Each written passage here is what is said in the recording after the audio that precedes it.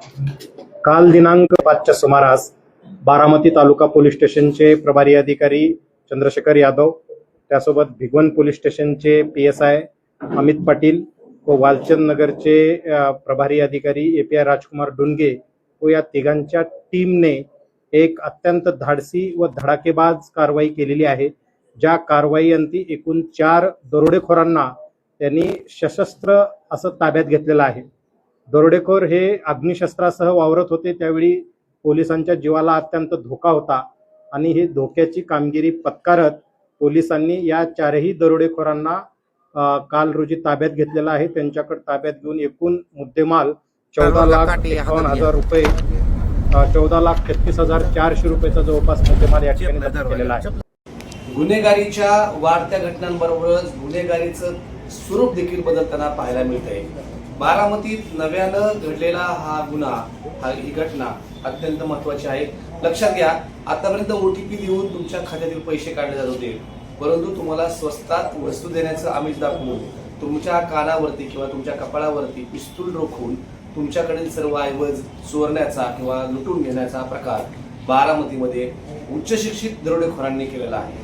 हे व्यावसायिक दरोडेखोर आहेत आणि त्यांनी 2 गुन्हे केलेले आहेत। त्यातला एक अनरिपोर्टेड गुन्हा आहे, तर एक गुन्हा घडलेला आहे। झालं काय, फेसबुकवरती फेसबुक पेज करून गुन्हेगारांनी एक आमिष दाखवलं, स्वस्तात गहू देण्याचं। बारामतीकडला स्वस्तातला गहू पाहिजे असं सांगलीतल्या गव्हाच्या पिठाचा उत्पादक असलेल्या व्यक्तीला वाटलं आणि त्यांनी विचारलं की किती रुपये स्वस्तात देणार, आणि या लोकांनी सांगितलं की तुम्हाला बाजारभावापेक्षा 5 ते 6 रुपये किलो प्रति किलो दरानं कमी स्वस्त म्हणजे कमी दरानं तुम्हाला हा गहू मिळेल। हे आमिष पाहिलं आणि तो व्यक्ती सांगलीतील गव्हाच्या पिठाचा व्यापारी बारामतीत आला। बारामतीत तो टेम्पो सहित आला, येताना पैसे घेऊन आला।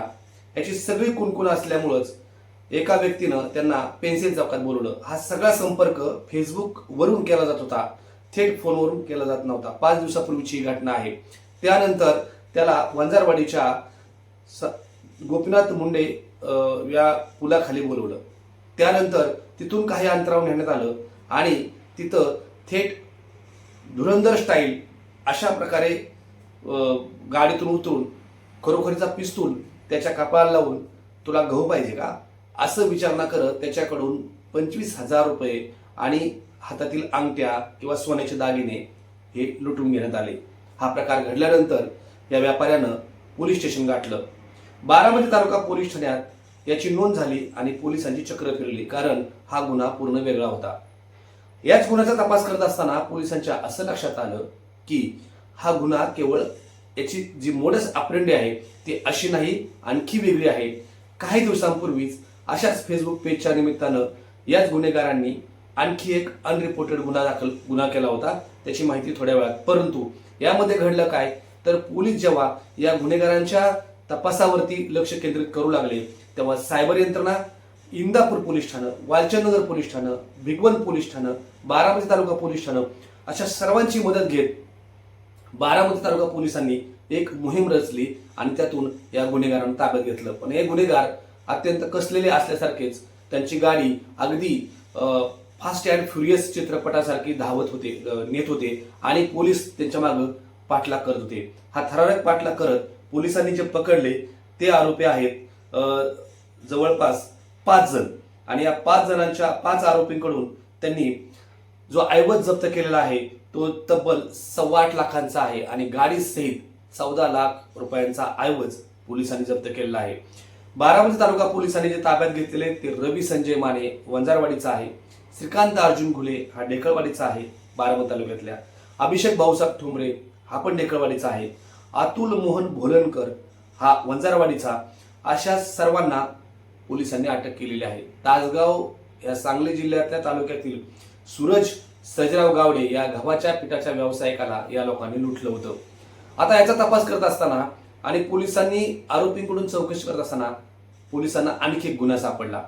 खात्रीलायक सूत्रांच्या माहितीनुसार, अजूनही पोलिसांनी दुजोरा दिलेला नाही, मात्र खात्रीलायक सूत्रांच्या माहितीनुसार बनावट नोटांच्या बदल्यात खऱ्या नोटा देण्याचा एक वेगळा फंडा या आरोपींनी शोधला होता।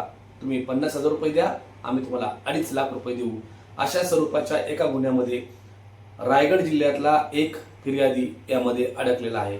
खरं तर दोन्ही गोष्टी ह्या बेकायदेशीर असल्यामुळं याची अजून नोंद झालेली नसल्याचं सांगितलं जातंय. पोलिसांनी याची सगळी माहिती दिलेली नाही. मात्र अजून एक गुन्हा अशा स्वरूपाचा यामध्ये दाखल होऊ शकतो. परंतु आता गुन्हेगारांची जी मोडस ऑपरेंडी आहे किंवा गुन्हे करण्याची पद्धत आहे ती बदलते. त्यामुळं फक्त मोबाईलवरच्या OTP वरती अवलंबून राहू नका, तर त्याच्या पलीकडे जाऊन या पुढच्या काळामध्ये कोणतीही स्वस्त आमिष अजिबात त्याला बळी पडू नका. स्वस्तात सापडले आणि बापले धावले ही जी काही ग्रामीण भागातली मन आहे या मनीला बळी पडू नका. अन्यथा मोठ्या प्रमाणावरचा गुन्हा आपल्या बाबतीत देखील घडू शकतो आणि आपण पूर्णपणे फसवले जाऊ शकतो. बारामती तालुका पोलिसांनी केलेली ही कामगिरी अत्यंत अभिनंदनीय तर आहेच, पण त्यापेक्षा लोकांचे डोळे उघडवणारे आहे. आज समाजाच्या वेगवेगळ्या पद्धतीनं गुन्हेगारीची पद्धत सुरू आहे. त्यातील ही एक वेगळी पद्धत आहे, ती समजून घ्या. आणि सगळ्यात महत्त्वाचं, या गुन्हेगारीकडे पाहताना सुशिक्षित घरातले, चांगल्या घरातले मुलं गुन्हेगारीकडे वळत आहेत, हाही नवीन एक धोका लक्षात घ्या. बारामती तालुका पोलिसांनी हीच सध्या गोष्ट जाणवून दिलेली आहे.